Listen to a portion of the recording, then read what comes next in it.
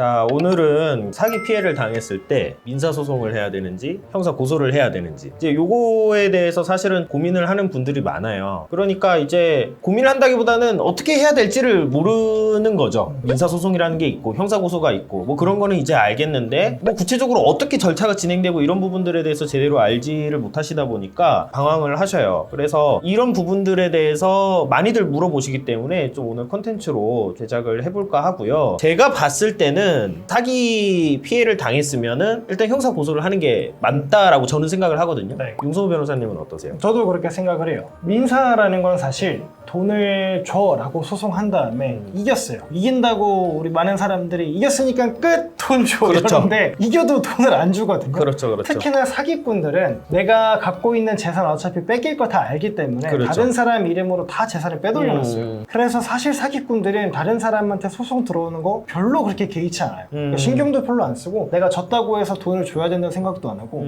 그러다 보니까 오히려 상대방을 압박할 수 있는 수단인 형사고소를 하는 게 조금 더 좋죠, 사실. 아주 정확한 포인트를 잘 말씀을 해주신 것 같은데, 그러니까 제가 느끼기에 민사소송을 해서 돈을 받을 수 있는 사람이면 사기꾼이 아니에요. 그렇죠, 맞아요. 이 사람은 그냥 그때 좀 맞아요. 상황이 안 좋았던 거지 그쵸. 사기꾼이 아닌 네. 사람이거든요. 네. 기본적으로 사기꾼은 민사소송을 하면은 돈을 받을 수가 네, 없어요. 맞아요. 그리고 이제 사기꾼들 특징은 이제 결과적으로 실형의 가능성이 생긴다든가 구속의 어떤 위험성이 느껴질 때 어디선가 마련해서 갖고 오는 돈, 사실 이제 그렇게 이제 보전을 하는 게 사실은 맞잖아요. 자기 재산이 하나도 없지만 구속되면 나오는 돈. 그렇죠. 그 돈으로 네. 이제 피해 회복을 하는 게 경험상 일단 제일 효과적인 것 같고, 그 다음에 형사에는 그게 있잖아요. 배상명령 신청이라는 그쵸. 제도가 네. 있고, 네. 요거를 사실 잘 모르시는 분들이 좀 많은 것 같아요. 형사 재판을 받게 되면 이 사람이 유죄를 받았어요. 그러면 또 민사소송을 해야 되면은 피해자가 이거 도대체 너무 번거롭잖아요. 그쵸. 그러니까 이제 형사 재판에서 이거를 한 번에 다 해줘요. 얘의 어떤 유죄를 판결을 하면서 피해자에게 이제 돈 또 줘라, 네. 이런 판결을 이제 내리고요. 사실 이제 이런 부분들이 배상명령 신청이 민사소송과 차이가 이제 여러 개가 존재하지만 어쨌든 형사 재판에서도 사기 범죄 같은 경우는 피해 회복을 받을 수 있다. 이 사실을 아시면은 조금 도움이 될 것 같아요. 그럼 이제 배상명령을 신청해가지고 되면은 민사소송 또 안 해도 되는 거죠. 뭐 약간 차이가 있기는 하죠. 그러니까 뭐 예를 들어서 이자 같은 경우는 배상명령 신청에서는 받을 수가 없어요. 그쵸, 네. 그래서 그런 부분들에 있어서 네. 조금 뭐 차이가 분명 발생이 있기는 하지만은 어쨌든 민사 판결문과 동일한 효력을 가진다, 이렇게 보시면 될 것 같고요. 그 다음에 제가 봤을 때는 민사소송을 통해서는 이제 뭐 제가 적극적으로 이 사람의 좀 증거를 수집할 수 있는 어떤 절차들이 많이 있어가지고 네. 그런 측면에서 사용을 하는 거는 좀 괜찮은 것 같아요. 근데 뭐 현실적으로는 형사 고소를 절차를 쭉 밟아 나가는 게 오히려 효과적인 방법이다, 좀 이렇게 생각을 합니다.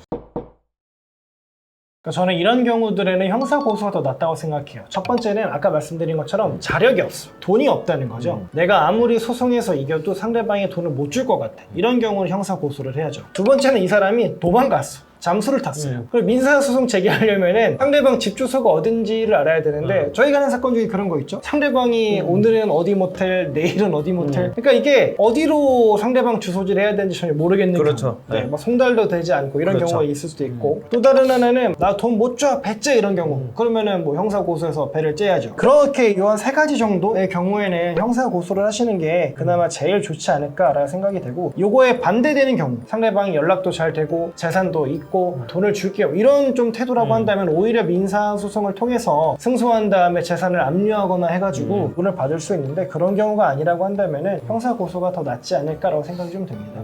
그리고 지금 갑자기 좀 생각났는데, 그 민사소송 하실 때는 그거를 되게 유의하셔야 될 것 같아요. 그러니까 이제 사기꾼 얘네들이 파산이나 개인회생을 해버리거든요. 맞아요. 네. 돈을 모아가지고. 맞아요. 그런데 이게 불법행위 채권 같은 경우, 그러니까 이 사기 피해 금액이면은 파산이나 개인회생을 해도 돈을 그대로 받을 수가 있어요. 맞아요. 네. 그런데 이게 내가 돈을 빌려줬고 대여금 채권으로 민사소송을 제기를 해서 판결문을 가지고 있으면은 뭐 이것도 나름 절차가 있기는 합니다만 이거는 안 갚아도 된다, 이렇게 나올 수가 있단 말이에요. 그렇기 때문에 일단 민사소송을 진행을 할 때는 불법행위 채권으로 구성을 해가지고 소송을 불법행위 채권이 뭐예요? 그러니까 이제 대여금 채권 같은 경우 예를 들어서 네. 내가 이 사람한테 돈을 빌려줬고 그 계약에 따라서 받을 돈이 있다. 이게 대여금 채권이고, 불법행위 채권은 이 사람이 불법행위를 저질러서 내가 손해를 입은 거예요. 그 손해를 너가 배상해야 된다는 거거든요. 사기라는 범죄 행위로 인해서 내가 손해를 입었고 그 손해를 배상해야 된다. 이거는 너가 가해자인데 나중에 가서 파산이나 뭐 회생한다 그래가지고 이거 없어지게 되면 너무 불합리하다라는 거기 때문에 없어지지가 않거든요.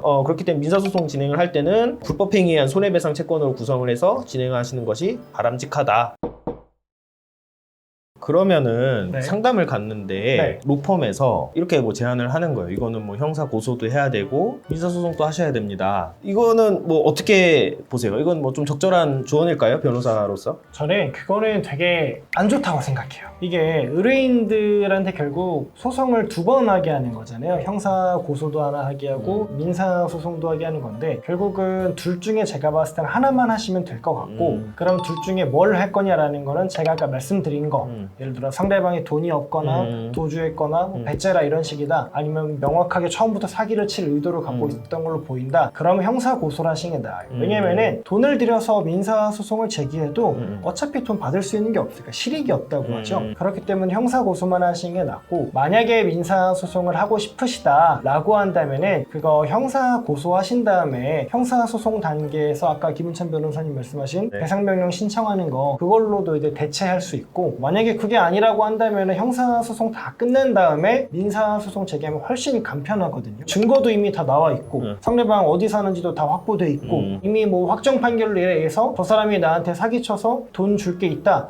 이것도 이미 다 확보가 된 상태이기 때문에 형사소송에서 이제 상대방이 처벌받은 다음에 민사소송하는 건 되게 쉽잖아요. 그 정도는 혼자 하셔도 되기 때문에 만약에 변호사가 이거는 형사도 하셔야 되고 동시에 민사도 하셔야 된다 라고 하면은 그런 거는 가급적이면 좀 피하시는 게 좋지 않을까라는 게 개인적 의견입니다.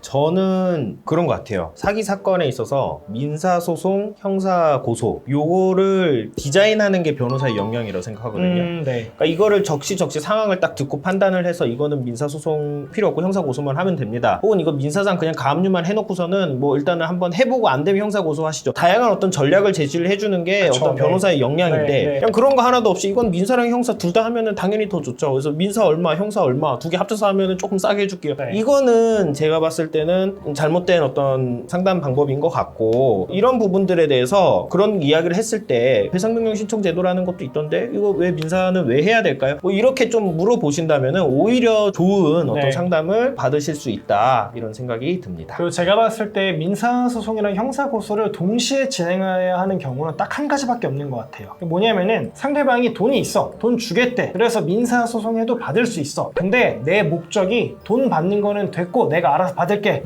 너 처벌받아. 요거까지 원하는 경우. 그러니까 일반적으로 사기 피해자분들이 가장 원하시는 건 물론 상대방의 사기꾼이 처벌받는 것도 원하시겠지만 일반적으로 내가 피해 입은 이 돈 이거 좀 돌려줘 이거잖아요. 그러니까 민사소송을 할까 형사고소를 할까 고민하시는 건데 내가 돈은 민사소송에서 받을 수 있다. 근데 그거를 떠나서 너 처벌받는 거 난 이것까지도 원해 라고 하신다고 한다면 민사소송도 제기하시고 상대방 재산도 가압류 걸어놓고 그러면서 형사고소도 하시고 딱 이런 경우가 아니라고 한다면 굳이 두 개를 동시에 하실 필요는 없는 것 같아요.